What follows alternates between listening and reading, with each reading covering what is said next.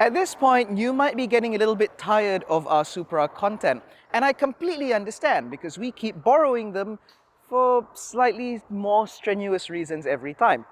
But this is different because this has different wheels. No, actually it has a different gearbox. This is a Toyota GR Supra manual, where it swaps out the beautiful 8-speed ZF automatic for a unique 6-speed manual transmission.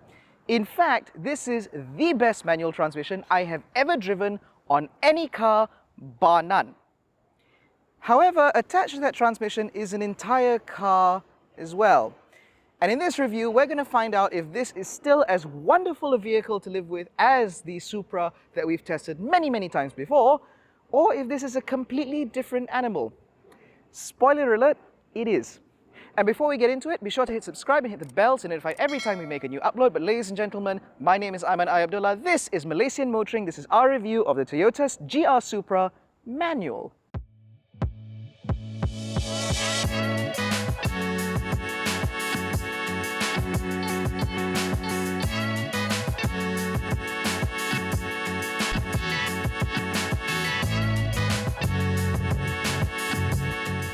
Now, there are a few changes to the manual Supra aside from just that transmission. So as part of the model year update, there is a little bit more power and a little bit of torque from this beautiful B58 3-litre straight-six turbocharged engine. Power still goes to the rear wheels exclusively, but like I mentioned earlier, there's now a 6-speed manual transmission in the middle instead of that wonderful 8-speed ZF automatic. Now, in terms of exterior styling, there are very few changes to discern. You have this gorgeous pearl matte white paintwork, which I can't quite determine if it's exclusive to the manual, but we've only ever seen the manual with this color. The other change is actually to the wheels. So in the automatic Supra, you used to get very large alloy wheels, but they were dual tone. So you have black with a diamond turn finish, whereas on these, they are pure black, very simple BBS lightweight alloy items, which look suspiciously like the ones that we got on the GR Yaris, but as far as I'm concerned, it does make this car look fantastic. This is still, I think, one of the best angles to look at the Supra. You can really take in those 19-inch alloy wheels I mentioned earlier, and like I said, this pearl white paint does a really great job of capturing the light and accentuating the surface plate on the side of this car. Unfortunately, the manual Supra is still guilty of doing a lot of the things that the original automatic Supra did, like have a whole bunch of fake vents, like on the bumper and the bonnet and the doors and also sort of back here. But you know what? Having lived with the Supra for a little while, I can forgive it because this is still a really good looking car. And yes, if you watch our original review, I did have something else to say about the design, but it's grown on me. I like it. Now, on the back end of the Supra manual, you can't tell at all that this is the do-it-yourself transmission because this looks exactly the same as the regular Supra, which is certainly no bad thing. You still have these really angular tail lights, you still have that very prominent rear diffuser, which in this car actually does something. You have those real twin exhaust pipes, which sound fantastic, and you still have the centrally mounted rear fog light and reverse light made to look like a Formula One rain light, which I still appreciate. Now, one of the things that I wish Toyota had done with sort of updating this car is maybe add some sort of button release to open the boot. But they didn't, which means that in order to do that, you still have to open the driver's door or you have to pop it from the key, which I find really annoying because this car is actually quite practical. Behind this hatch, you will find a pretty decent amount of space. Yes, it has a high load lip, and yes, the opening is not that big, but this is a sports car. If you're worried about those things, buy an SUV. In terms of space, however, there is plenty of room in here. As I've said in previous videos, there is enough space in here to put a week's worth of luggage for 2 people, no problem at all. And that is despite the fact that these cars, in Malaysia at least, come as standard with the upgraded JBL audio system, which includes a bar full of subwoofers, like the kind that you used to get at Brothers. Now, as you can see, this car is quite filthy, and so I do appreciate the fact that there is a sort of little pocket for me to pull the tailgate down, so at least my hands don't have to get dirty. But you should be acquainted with this view because generally this is what most people see of a Supra on a day-to-day basis. In here, again, everything looks very familiar. So we still have the same Toyota steering wheel, which is a BMW item, but with a Toyota badge on it.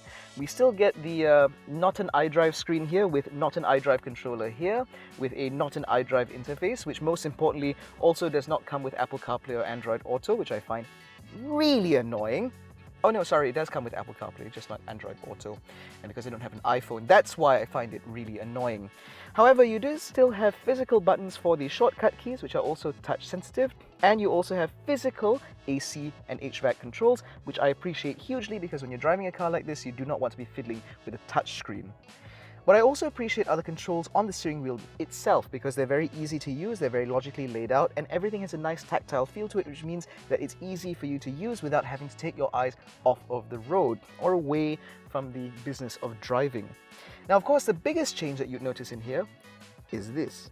This is the 6-speed manual gearbox, which comes with a lovely GR knob with a little bit of GR badging here, and the motion for it is truly spectacular, but I'll get onto that a little bit later. This, by the way, is the only GR badge in the car because there isn't one sort of on the floor mats, there isn't one on the side sills, it just says Supra, there isn't GR badging on the seats, it's only here, which I think is quite nice because this is ultimately a Supra and so it is meant to be a little bit more refined, as it were. Now, in terms of practicality, you have a wireless charger here, a USB-A port, as well as a 12-volt socket, and for those who use Androids, this also serves as a very nice place to sort of lean your phone to use Waze because you can't get it on your infotainment system. Obviously, you don't have paddle shifters, but you have physical controls for the indicator stalks and for the wipers, which is very nice to use. Tesla. You also get real buttons here for the lights, and everything is just really easy to use. What amazes me about the Supra is just how ergonomically intelligent it is, because everything is exactly where you would expect and everything operates how you'd expect it to. Now, the door pockets are very small, which means you cannot fit a bottle, but you can put a bottle in these two cup holders here. There's also a little cubby back there, which is big enough to fit, in my case, my wallet. And of course, you have a decently sized glove box, again, for this type of vehicle. If you need more space, if you have the seat set up the way mine is, where it's a little bit further forward, there is actually space behind the seat to store maybe a small soft bag should you need it. Although that said, when I took this car on holiday for a week, I didn't have to use that space at all, which again underlines how practical this vehicle actually is. Now, there isn't really that much more to talk about because I've covered all of these things when we drove the automatic, which means that the meat and potatoes of this review is about that. And to experience this, I need to first do this.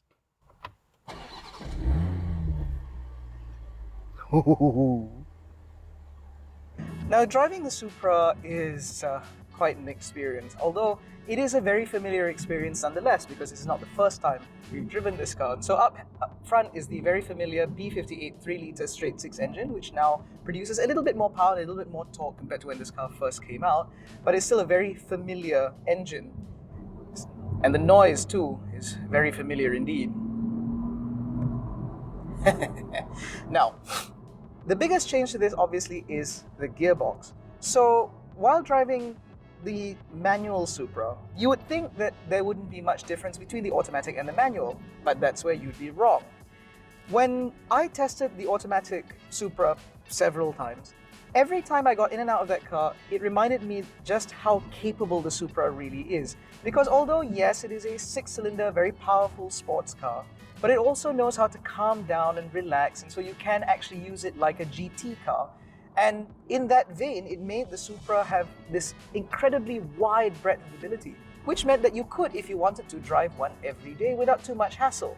But this manual is a very different proposition. Even though the suspension and engine and everything else is all broadly similar, the overall experience is a distinctly different one. And it's all because of this gearbox. So firstly, because you're rowing through your own gears, you have a lot more control over the car's power and the way it puts it down. As a result, it tends to egg you on to be a little bit more adventurous, a little bit more engaged with your drive, whether you like it or not. It feels, in that sense, very similar to the GR Yaris in the sense that there is no calming down in this car. You are always at attention.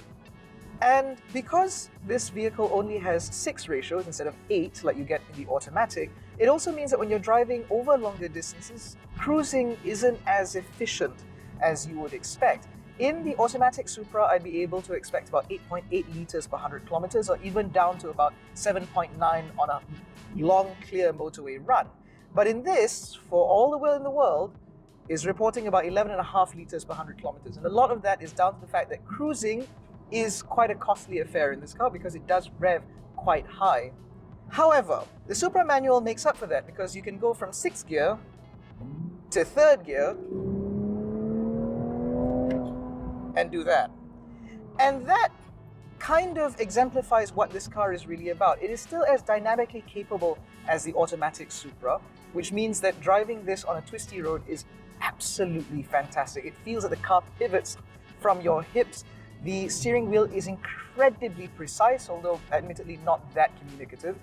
And because this car is very low and very wide, it means that it feels incredibly stable, no matter what scenario you might find yourself in. And thanks to these Michelin Pilot Sport 4 tires, it means that you always have grip, even in the wet. Although it does like to slide around on 1st gear, but you shouldn't find that out too easily. So, to me, the Supra manual is a very different animal compared to the automatic. So much so that this has changed the nature of the Supra from being a sports car you can drive every day to very much a sports car you drive on the weekends. This is a little bit more of a mental commitment every time you get in the car. And considering that, it means that you have to think about it. You have to think about whether or not it's a suitable time to drive your Supra.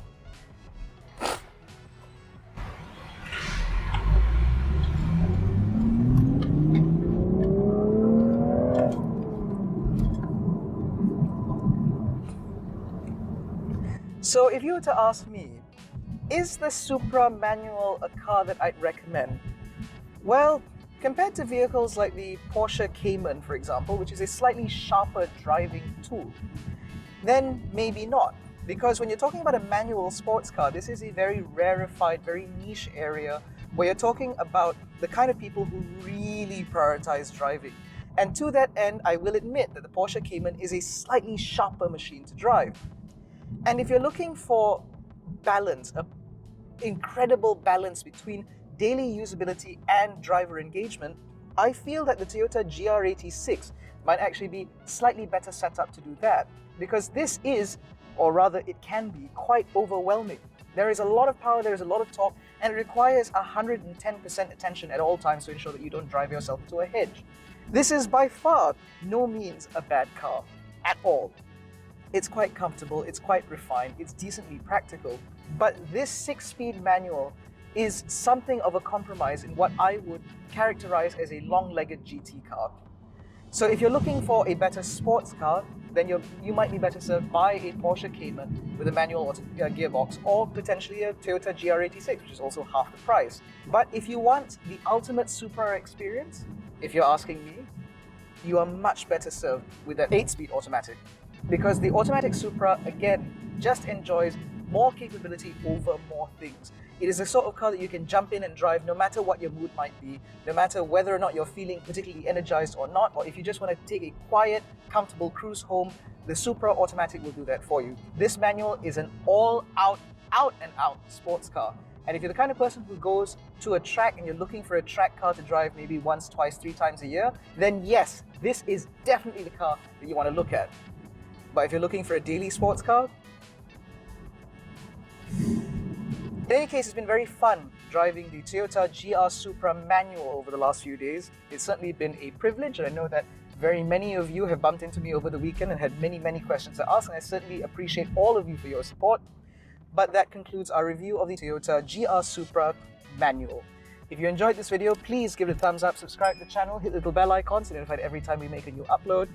Don't forget to follow us on Facebook, Twitter, Instagram, and WhatsApp. All the links are in the description below. Thank you so much for watching. We will catch you in the next one. Take care, stay safe, and please share this video so that I can maybe make some of the money back that I've spent putting fuel into this car. Ciao,